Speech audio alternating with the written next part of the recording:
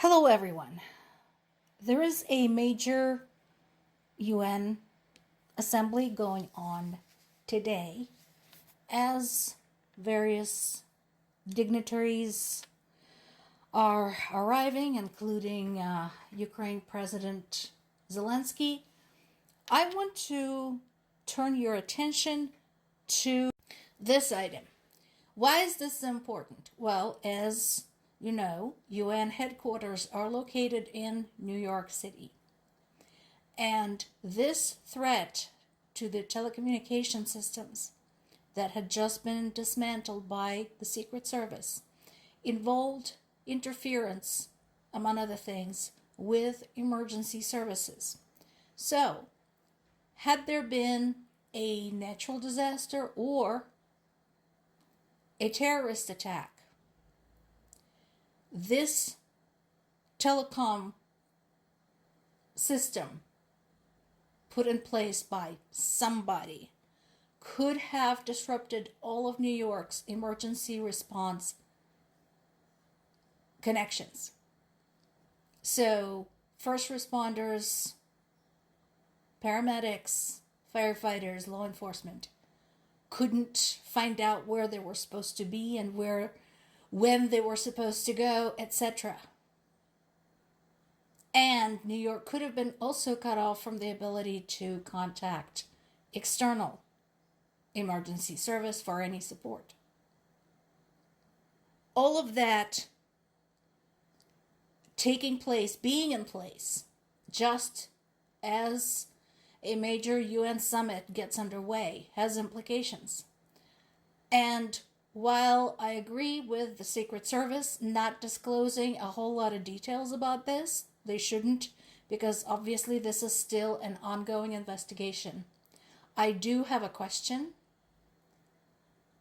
How long before we discover, for example, that Russia or China are behind this? If you think I am being too subjective with respect to Russia and China, I suggest you Google 2025 cyber attacks by Russia, 2025 cyber attacks by China. So the rhetoric around the war in Ukraine as we approach this UN meeting is pretty much the same as usual. Oh, we are doing everything we can, blah, blah, blah. No, you're not. You're not doing everything you can because, as I mentioned before, Russia is still not only the member of the United Nations, but also UN Security Council, which incidentally makes decisions as to when and where to dispatch UN peacekeeping troops. Michael Waltz said on Monday, that's U.S. ambassador to the United Nations, that U.S. promises to defend every inch of NATO territory. Okay, Russia's over that way. Right now, the only person seriously threatening not NATO territory is Putin. What are you going to do about that? Of course, we now had 3 NATO members invoking Article 4 and demanding a consultation with other NATO members regarding territorial integrity and national security. Poland, Romania, and Estonia referring to Russia. And yes, I agree with Lithuania's foreign minister who said that Ukraine should be fully integrated into plans for a drone wall to protect NATO borders because already doing it. And this is what I was talking about when I said European countries, and actually pretty much everybody else in the world, should look carefully at what Ukraine had achieved in this fairly short time,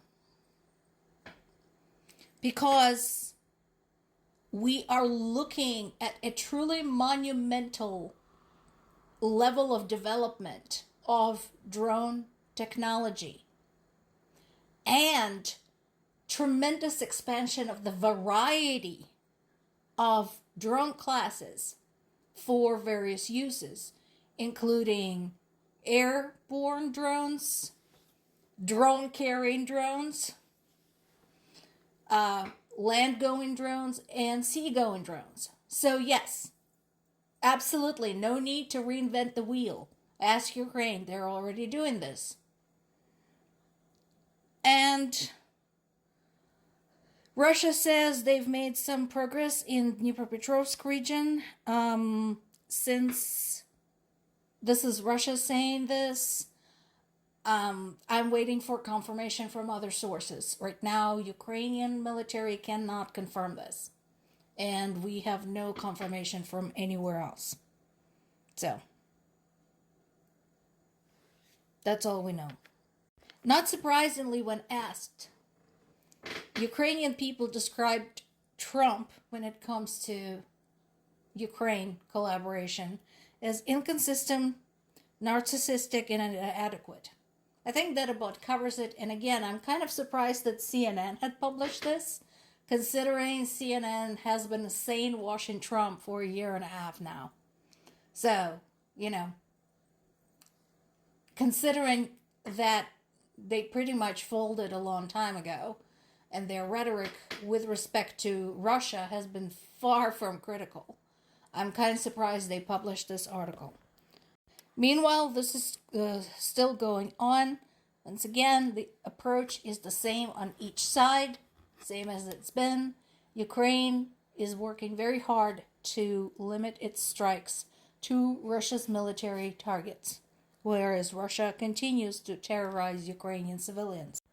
Now, Russia says that it had shut down 36 Ukrainian drones heading toward Moscow. Again, chances are those were duds, because again, they're not looking to hit Moscow, they're looking to disrupt air traffic.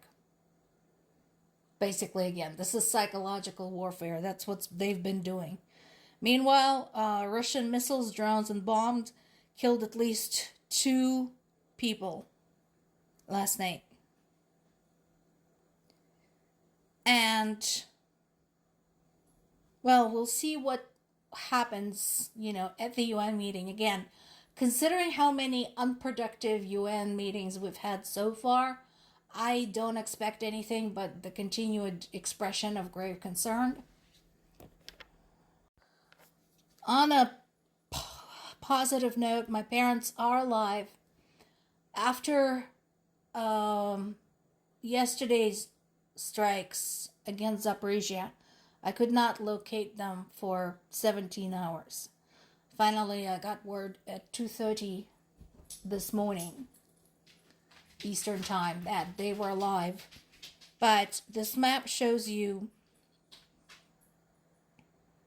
the red dot is where they live, and the gray dot on the right is where the bombs fell, and there was a major fire there. So this is 4-minute drive or 20-minute walk from where they live. More to come.